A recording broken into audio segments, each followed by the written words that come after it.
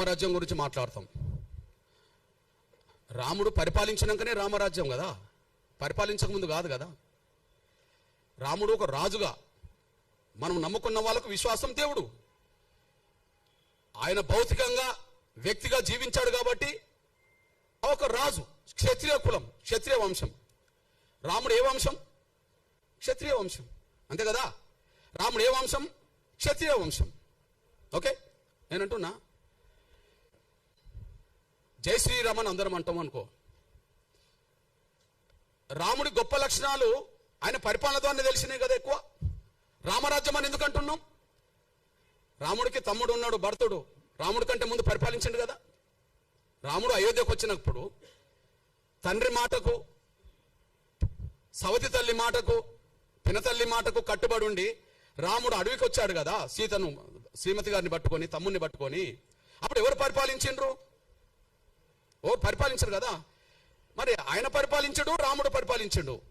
కానీ మనం ఏమంటున్నాం, మన హిందూ సమాజంలో రాముడి భక్తులు ఓకే రాముడు దేవుడు గొప్ప రాజు అనుకుంటే ఏమంటున్నారు? రామరాజ్యం తీసుకొస్తాం అంటున్నారు. రామరాజ్యం గొప్పదే కదా. ఆ రామరాజ్యం గొప్పదని ఎట్లా తెలిసింది? రాముడు పరిపాలిస్తేనే తెలిసింది కదా. మరి రాముడు అయోధ్య నుండి వస్తే, అడవి నుండి వచ్చినాకనే పరిపాలించండు కదా. అడవికి వెళ్ళక ముందు రాజు కాదు కదా. అడవికి వెళ్ళక ముందు రాజు కాదు కదా. అడవికి వెళ్ళి వచ్చినాకనే రాజు కదా. మరి అడవికి వెళ్ళి అడవి నుంచి మళ్ళీ ఉట్టికనే వచ్చాడా? యుద్ధం చేయలేదా? యుద్ధం జరిగిందా లేదా? రామారావణ యుద్ధం జరిగిందా లేదా? ఆ యుద్ధంలో గెలిస్తే కదా రాముడు రాజు అయింది. మళ్ళా ఆ యుద్ధంలో గెలిస్తే కదా అయోధ్యకి వెళ్ళింది. గెలిచినాక కదా అయోధ్యకి వెళ్ళింది. అయోధ్యకి వెళ్ళినాక కదా మళ్ళీ రాజుగా పట్టాభిషేకం చేసింది. గెలవకపోతే ఓకే గెలిచిండు. గెలవడానికి యుద్ధం జరిగింది కదా. ఆ యుద్ధం ఎక్కడ జరిగింది? అడవిలో జరిగింది కదా. ప్రధానంగా శ్రీలంకకు దక్షిణాది మధ్యనే జరిగింది కదా. మరి ఆయన సైన్యం ఎవరా? రాముడు సైన్యం ఎవరు? రాముడు సైన్యం ఎవరు? వానరులే కదా. వానరులు అంటే ఎవరు? అడవి బిడ్డలు కదా. అడవి బిడ్డలు అంటే ఎవరు? ఆదివాసులు కదా. ఆదివాసులు అంటే ఎస్టీలు కదా. అడవిలోనే యుద్ధం జరిగింది కదా. రాముడి సైన్యం 99% ఎవరు? రాముడికి తోడొచ్చిన లక్ష్మణుడు ఉన్నాడు సోదరుడిగా.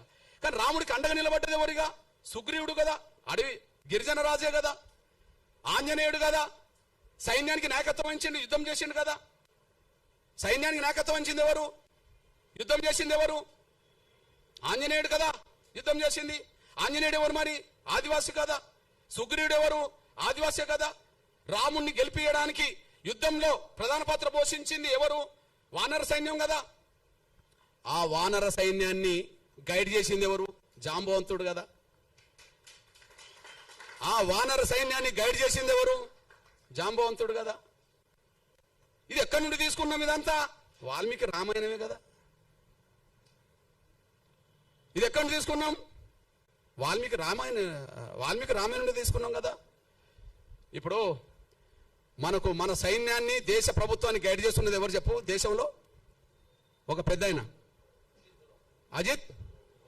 అజిత్ దోవల్, అంతేనా? సైన్యాన్ని, ప్రభుత్వాన్ని గైడ్ చేసేది ఎవరు? అనుభవస్తుడు అజిత్ దోవల్. అజిత్ దోవల్ లాంటి పాత్ర రావణుడి యుద్ధ కాలంలో జాంబవంతుడు చేసిండని చరిత్ర ఉన్నది కదా. రావణ యుద్ధంలో ఆంజనేయుడికి తన శక్తి తెలియదని తెలుసు కదా. తన శక్తిని గుర్తు చేసింది ఎవరు?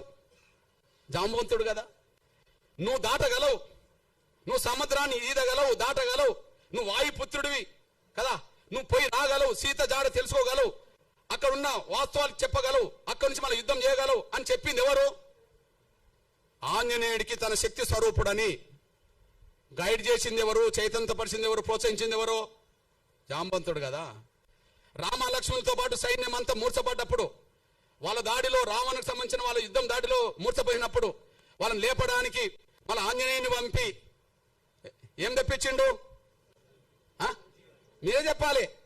సంజీవిని తెప్పించింది ఎవరు? జాంబవంతుడే కదా. యుద్ధాన్ని నడిపించింది జాంబవంతుడు. యుద్ధంలో త్యాగాలు చేసింది వానర సైన్యం. వానర సైన్యానికి సంబంధించిన వాళ్ళు గిరిజనులు.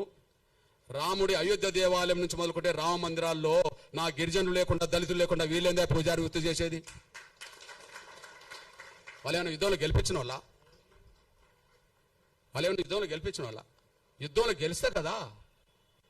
గెలిస్తే కదా రాజు అయింది. వాళ్ళేంది అంటున్నా నేను, చర్చకు రావాల్సిందే. పోనీ